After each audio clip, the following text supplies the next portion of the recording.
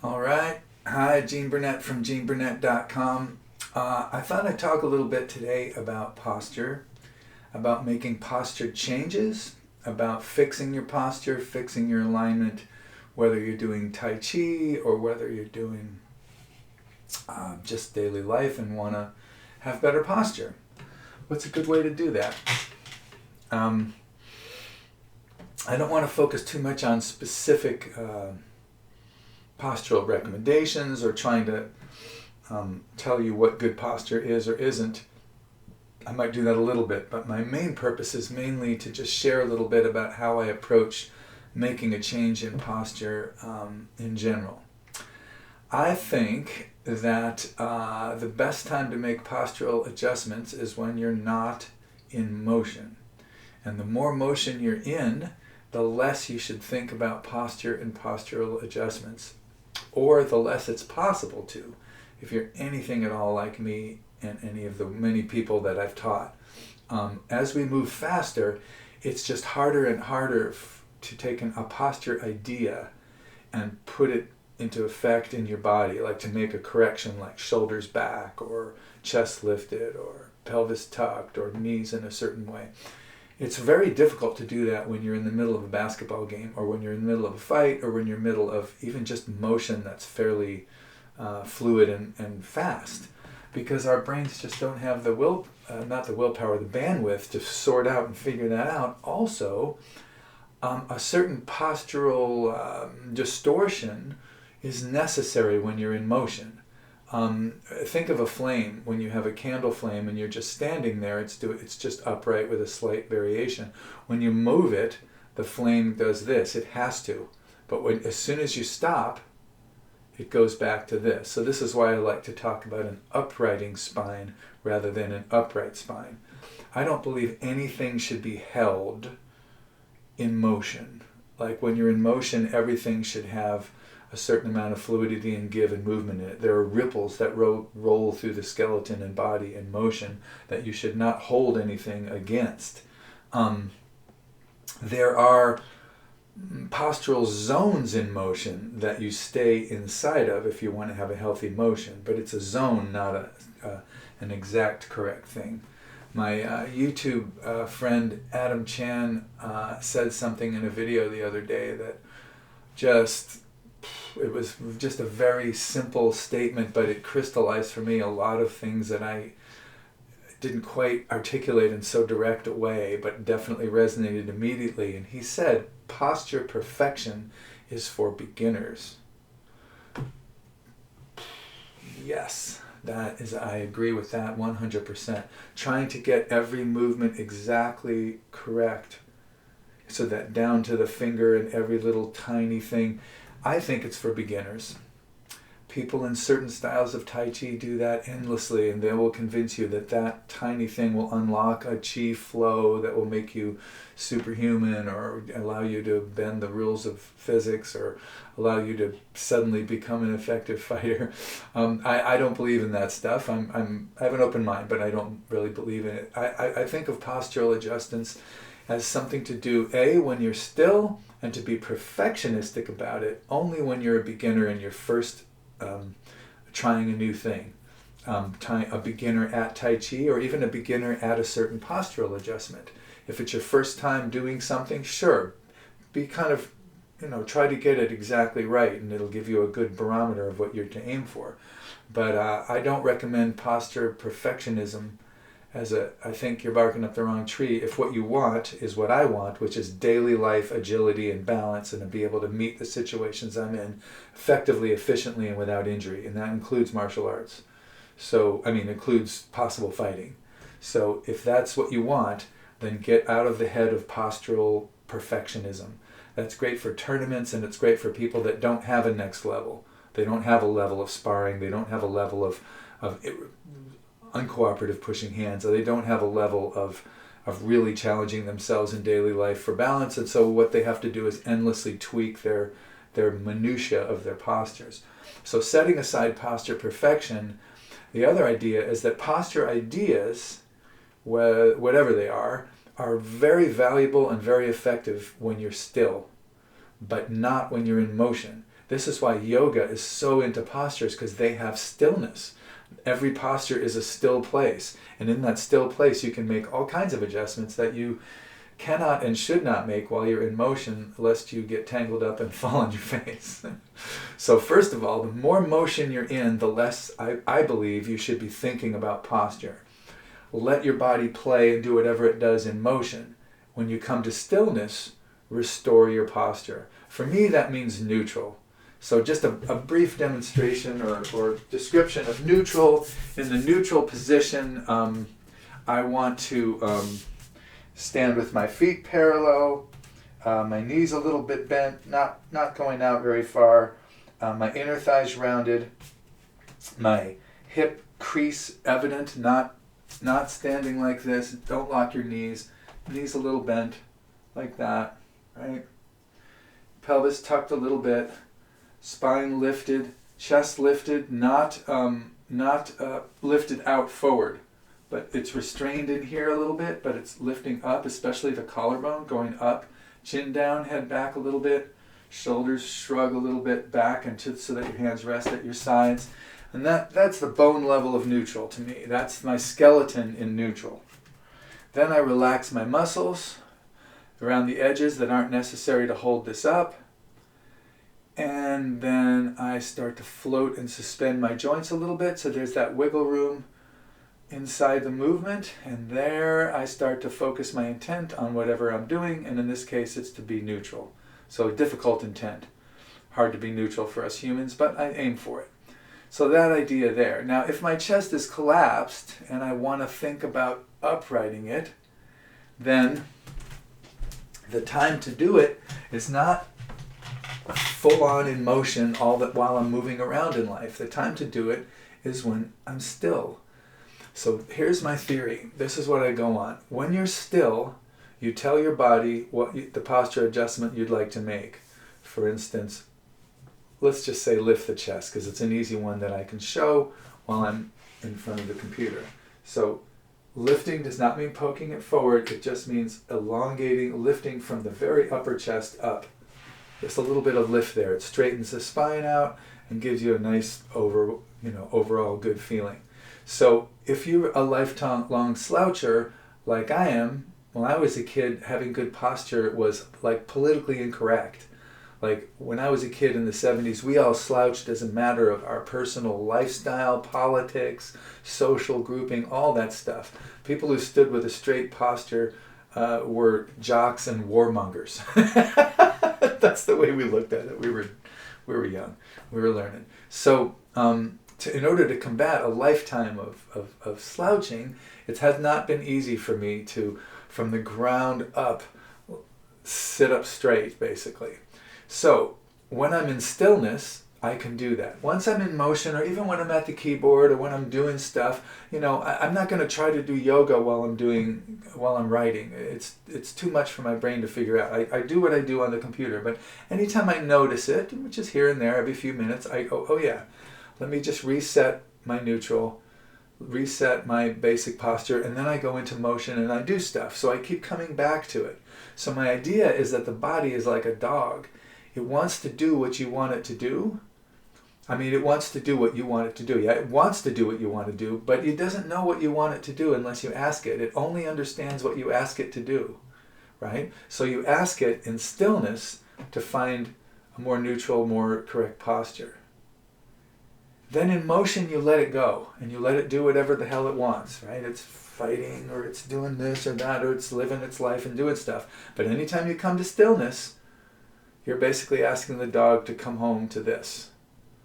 So, and then you say, you get the reward. Oh, this feels good. Nice. So, good dog. Okay? So the dog of your body starts to realize that you're going to keep asking for this. So it wants the cookie. It wants the good boy. It wants the reward. It wants to do what you want it to do. So it will not stray any more than it needs to from neutral.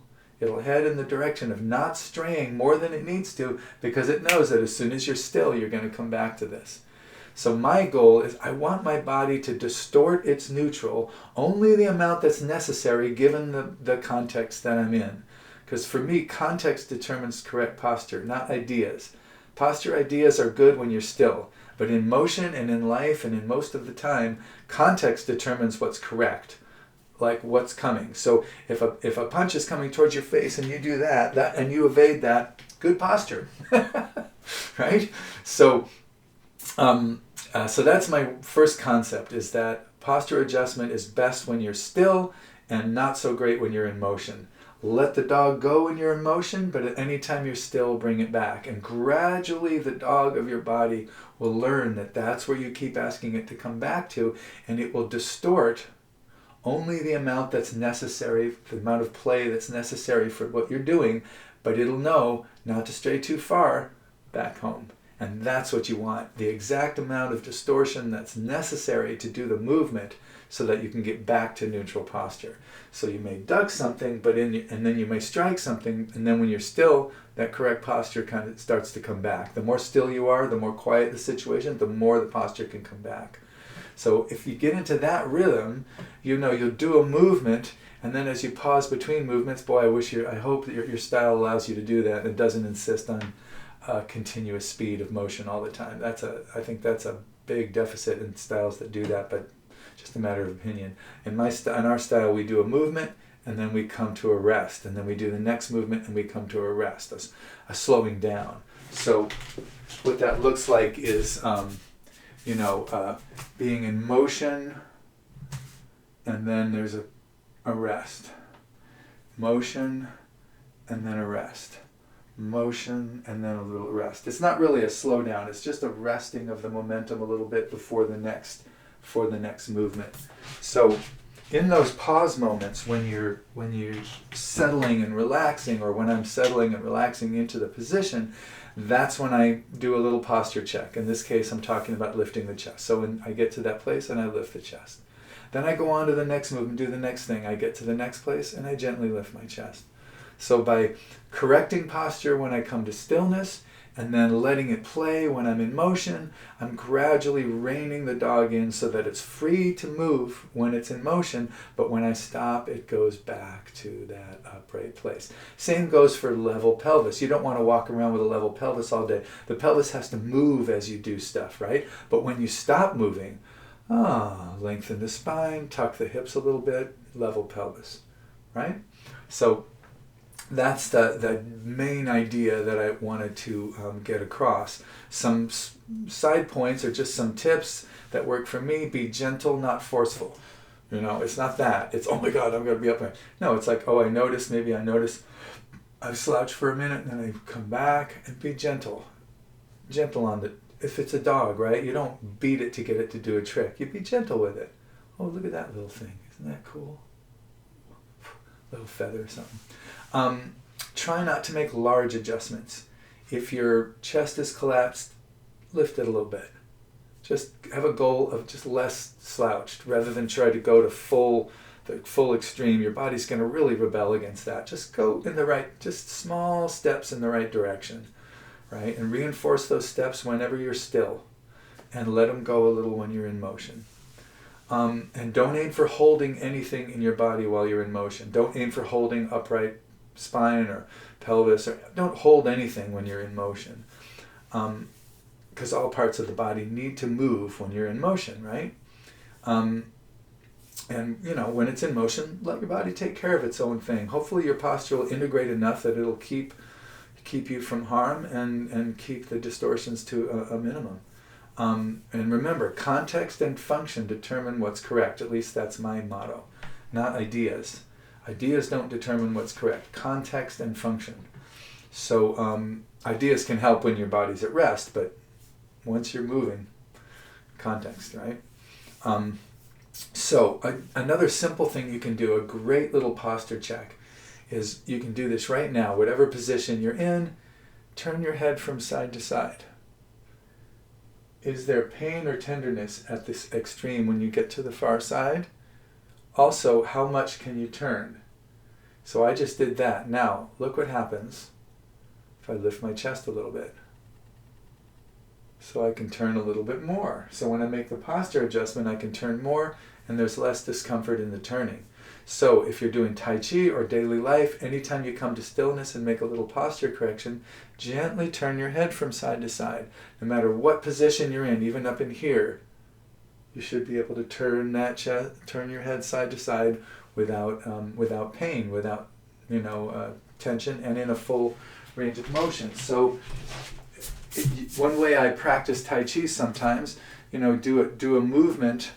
I'm just going to speed this up a little bit, and then when I get to the position, check my posture, and while I'm just floating there, I just turn my head side to side. Is that free? If it's not, I'd lift my chest a little more, make an adjustment or two, and see if I can get to a place where that head motion side to side is fluid and pain-free and comfortable. It's really a great little simple thing to do. Not as easy as it looks. Go through your whole form, and every time you get to a position that has a name, pause for a moment and see if you can do that head turn. It should be there. There's no reason for the shoulders to be hunched forward or for the shoulders to be up or any of the things that mess with the neck. Also, look out for nevers and absolutes when it comes to posture, especially in motion. Generally, hyperextending the knees, for instance, standing like this with your knees hyperextended, locked backwards like that. Generally, that's not a good idea, but I would not say never ever hyperextend your knees. It's a human capacity, so therefore it has some survival value. And a lot of people stand that way as their default, and I think it's just really terrible for your body, and eventually it's going to lead to serious knee and hip problems down the line. But there is a time for it. If you ever have to stand on your feet for long, long periods of time, if you hyperextend your knees like that, it'll give your thighs a rest, because your thighs don't work when you hyperextend your knees. When you hyperextend your knees, you can move your kneecap around in the, I don't know if I can show this, but if my leg is hyperextended hard like this, I can relax my thigh and I can move this kneecap around, and my leg is still straight. And that would go for if I was standing too, because my thigh's not engaged. The second I bend it a little bit, boom, can't move the kneecap. Kneecap is embedded in the tendon that comes off the quads and attaches to the front of your shins, so that kneecap is floating in there. When your leg is bent, the thigh contracts and the kneecap can't be moved. But when you hyperextend it, it's free. So hyperextending your knee for a while to give your thighs a rest, if you have to stand for a long period of time, can be helpful. Generally you don't want your knees out over your toes. There's all kinds of stances in Tai Chi where that would be horrible. But it doesn't mean that you never ever put your knees over your toes. There's all kinds of things that we do every day, like walking up the stairs and various things in motion where, the knee does go past the toes. It's just not a good idea in like a Tai Chi front stance. It's really going to weaken your stance to do that. So, there you have general rules. Look out for people who say always or never. Never do this. Always keep your spine up. Always tuck your hips. Always. It amounts to holding something in a body that's in motion. And holding and motion, not friends. So, hold and correct and check things when you're still. Let your body go when it's in motion. And I think that your body will gradually hone in on the correct as what you want it to do when you're still, and it'll bleed out into your motion so that you won't stray too far from correct, and you will gradually improve your posture. I tell you, man, I'm 64, going to turn 65 this summer, and I look around at my peers and the people older than me, the ones that aren't dead, and man, posture. Every once in a while people say on Facebook or something, what would you give the world if you could give everybody one gift? And I always say, good posture, because whatever else you give them is going to be undermined by bad posture. So, attend to your posture, and you'll be doing the old person in your future a huge solid favor. When you're young, you just don't care, you don't think about it as much because there's just no painful feedback. But as you get older and older, look at the old people around you, and you see them stooped, and you see them in various situations where, the years of bad posture has finally caught up with them. Or sometimes it's just age. It is sometimes just age, but or osteoporosis or something else that isn't posture related. But a lot of times it's posture. and the hips and the knees and the legs and all the times that they spent thinking that their body was just a thing to bring their head from place to place and bring the phone from place to place and look at the screen and go, all that inattentiveness to the world, inattentiveness to the ground, inattentiveness to the body, it adds up. And all of a sudden your body is a source of pain. And then you can either do a belated attempt to get it back through yoga or posture or tai chi or a good physical therapy. Good luck if that's your I hope that if that's you, you can do that. I have had older students who started late and reworked their posture over a period of years to get it back.